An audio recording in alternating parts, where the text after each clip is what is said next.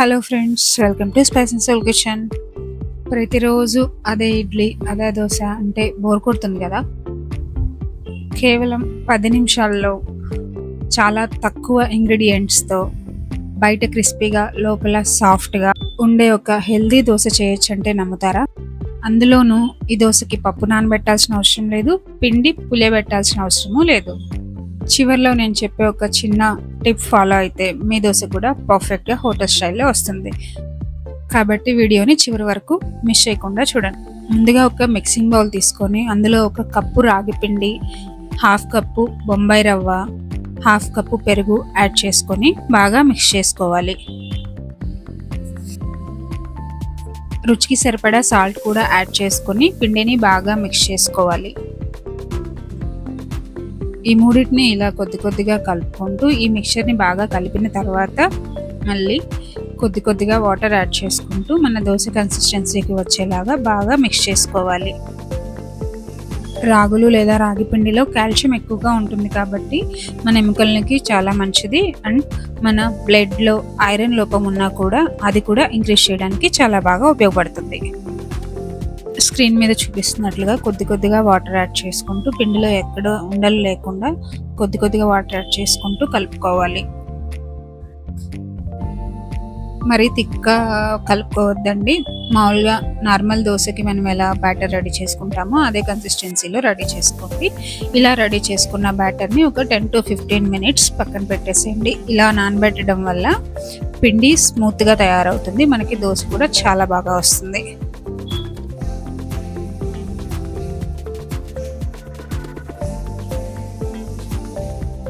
ఈ పిండి రెడీ అయ్యేలోపు మనం ఇందులోకి స్పైసీ ఆనియన్ టమాటా చట్నీ ఎలా చేయాలో చూసేద్దాం.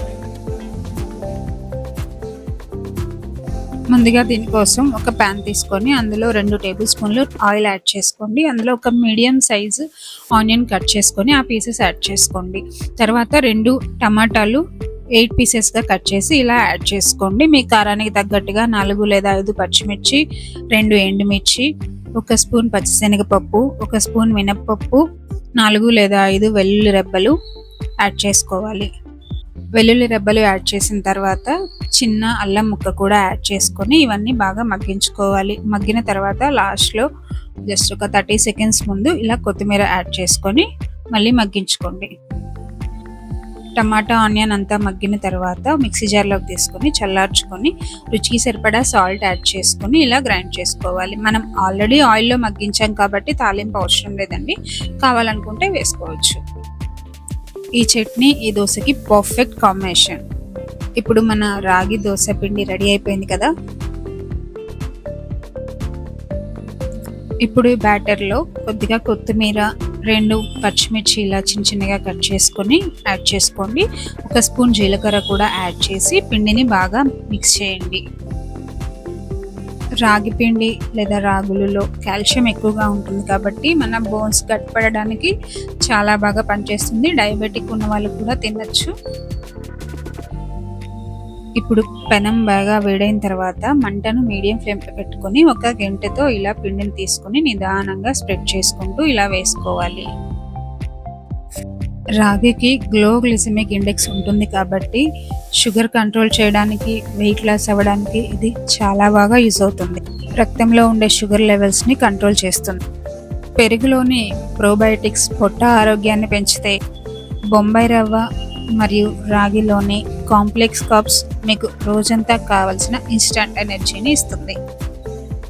రాగి రవ్వ దోశ ఇలా ఒకవైపు కాలిన తర్వాత చుట్టూ కొద్దిగా నెయ్యి యాడ్ చేసుకొని రెండో వైపు కూడా ఇలా గోల్డెన్ కలర్ వచ్చేంత వరకు బాగా కాల్చుకోవాలి. చూసారు కదా దోశ ఎంత పర్ఫెక్ట్గా, ఎంత మంచి కలర్లో వచ్చిందో. బయట క్రిస్పీగా ఉంది, లోపల సాఫ్ట్గా ఉంది. వెరైటీ టిఫిన్ అండ్ టేస్టీ కూడా ఉంటుంది.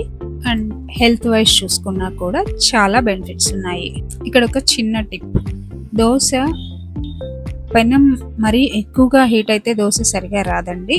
మనం ప్రతి దోశ వేసేటప్పుడు మంటను మీడియం ఫ్లేమ్లో పెట్టుకొని పెనం కూడా మీడియంగా హీట్ అయ్యేలా చూసుకోండి. ఎక్కువ హీట్ ఉంటే వాటర్ చల్లుకొని హీట్ తగ్గేలా చేసుకోండి. అప్పుడు దోశ చాలా పర్ఫెక్ట్గా వస్తుంది. చూసారు కదా, మన హెల్దీ రాగి రవ్వ దోశ రెడీ అయిపోయింది. ఈ దోశని మనం ముందుగా రెడీ చేసుకున్న చట్నీలో తింటే చాలా చాలా బాగుంటుందండి. తప్పకుండా ట్రై చేయండి. ఈ రాగి రవ్వ దోశ అండ్ ఆనియన్ టమాటా చట్నీని మీ ఇంట్లో కూడా ట్రై చేసి మీకు ఎలా వచ్చిందో కామెంట్ సెక్షన్లో షేర్ చేయండి. ఈ వీడియో మీకు నచ్చితే లైక్ చేసి మీ ఫ్రెండ్స్ అండ్ ఫ్యామిలీస్కి షేర్ చేయండి. అలానే ఇలాంటి మరిన్ని హెల్దీ అండ్ టేస్టీ రెసిపీస్ కోసం మన ఛానల్ని సబ్స్క్రైబ్ చేసుకోవడం మర్చిపోవద్దు. Thank you for watching.